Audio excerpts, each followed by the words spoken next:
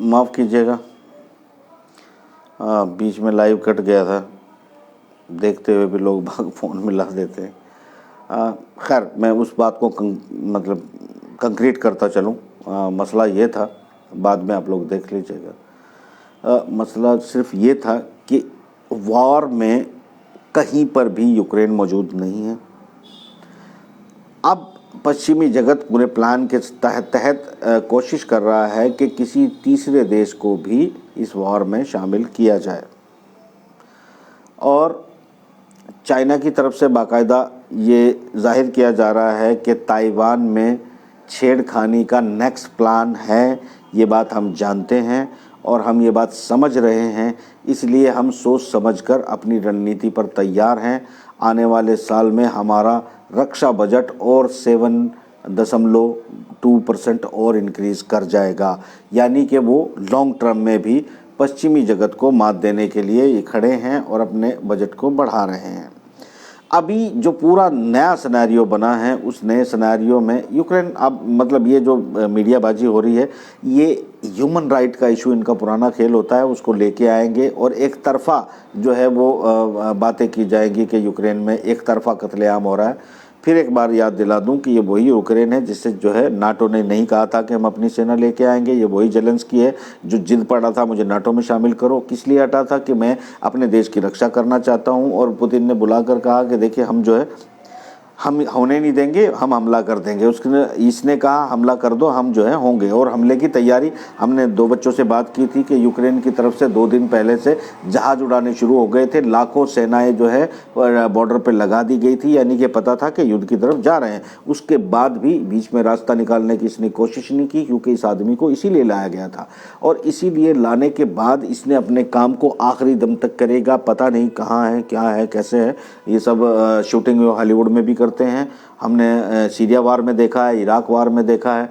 ये अभी मेरे पास एक वीडियो जो है आया था रशिया की तरफ से, जिसमें दिखा रहे थे शूटिंग करते हुए कफन उड़ा रहे हैं, लाश उड़ा रहे हैं, वो मुंह खोल लेता है, फिर उसका मुंह ढक लेते हैं। तो शूटिंग करते हुए इनका प्रोपोगंडा वार में कोई तोड़ नहीं है।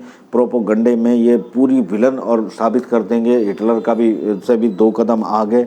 चैम्बर, ये कहानियाँ जो अभी आप देखोगे इस वार में, और वो आप कंपेयर करना सेकेंड वर्ल्ड वॉर से, ये प्रोपोगंडा से वार को जीतते हैं। प्रोपोगंडा और ह्यूमन सेंटिमेंट, यानी पब्लिक को अपने साथ मिलाकर एक मानसिक दबाव बनाते हैं और किसी को भी विलन साबित कर देते हैं। जबकि अमेरिका, नाटो और यूक्रेन जिद पर अड़ के चारों तरफ से ब्लॉक करके मजबूर किया है रिटेलिएट देने के लिए रशिया को। मैं किसी रशिया की न तरफदारी कर रहा हूँ, ना इनसे मेरी कोई पर्सनल दुश्मनी है। ह्यूमन ग्राउंड पर मेरी दुश्मनी ज़रूर है, चूँकि मानवता को ये दासवाद की तरफ लेकर जाना इनका काम है, और ये पूरी दुनिया की ये लड़ाई भी बड़ी सीधी बात है।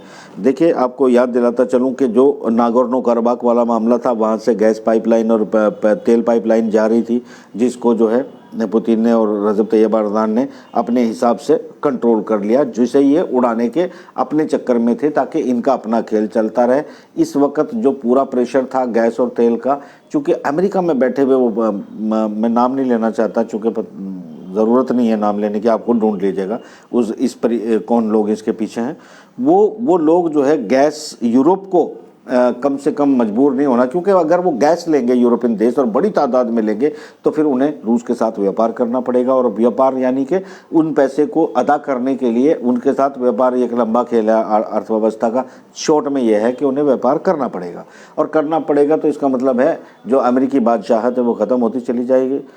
धीरे धीरे जिस तरह कम हो रही थी और तेज़ी से होगी, दूसरी नोट 2 शुरू होने के बाद तो और ज़्यादा हो जाएगी। इसमें तेल, गैस, एनर्जी और वेपन, इन सब चीज़ों की शमूलियत में इसको मोहरा बनाया गया है। मोहरा परफेक्टली काम कर रहा है। एक्टर गजब का लाए थे ढूंढ के, वो एक्टिंग करता है, वो इमोशन भी ला सकता है, वो बात भी कर सकता है, और इसीलिए उसको एक्टर को उन्होंने वहाँ चुनकर बिठाया था। एक्टिंग कर रहा है, और बाकी सब एक्टिंग वहाँ पर चल रही है। ग्राउंड सच्चाई ये है कि एक कील से लेके एक पहाड़ तक सब कुछ रशिया के कंट्रोल में है।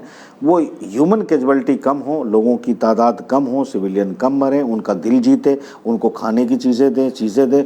जो डिस्ट्रॉय होना है उससे रूस भी इनकार नहीं कर रहा है, चूँकि जो नव नाजी वहाँ तैयार किए गए थे, जो anti ballistic missile, anti tank missile, ये सारी चीज़ें जो वो उनके पास हाथों में हैं, जिन्हें लेकर वो सिविलियन के अंदर घुसेंगे, जहाँ से वो फायर करेंगे उस बिल्डिंग को रशिया उड़ाएगा। और उसके अलावा वो इमोशन में, यानी कि ये लोग चाहते थे कि वो एक लंबी लड़ाई में, जैसे तोरा बोरा की पहाड़ियों में तालिबान छुपे हुए थे, पहाड़ियों से वार करते थे, फिर पहाड़ियों में चले जाते थे, इसी तरह रशिया फंस के रह जाएगा।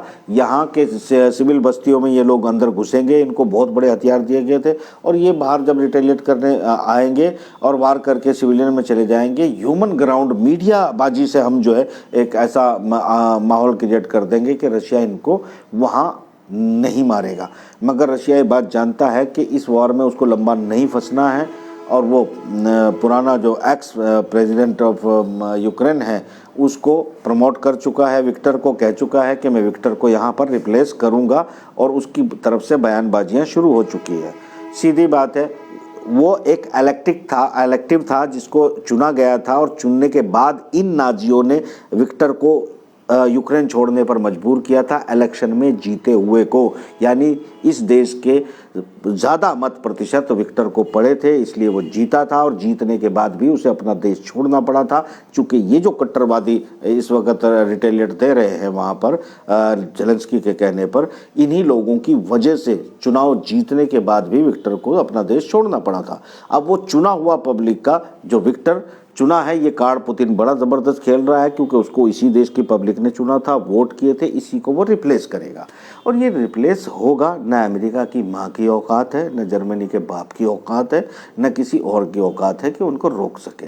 ये बयानबाजी करेंगे, मीडियाबाजी करेंगे, मीडियाबाजी करते रहेंगे, लड़ाई की ताकत इनमें लंबी नहीं है। अलबत्ता अमेरिका के हित हैं कि देर तक वो रोके रखे, पर जहाँ तक मेरा एनालिसिस है कि चीन और रशिया इसका पूरा कंप्लीट रोड मैप तैयार कर चुके हैं। इन्होंने जितना प्लान किया है सब बैकफायर करेगा और उल्टा होगा। और कई लोग हमारे दर्शकों में से ऐसे हैं जो है वो मुझे बार बार ज्ञान देने की कोशिश करते हैं, भाई खाना ढंग से खाया करो, रहने दो, मुझे ज्ञान मत दो, उतना ही काफ़ी है, और आराम से रहो। तुम्हारे दिल के सोचने से जो है बिल्ली कौवों के कोसने से गाँव नहीं उजड़ते। खैर, खुदा हाफिज़।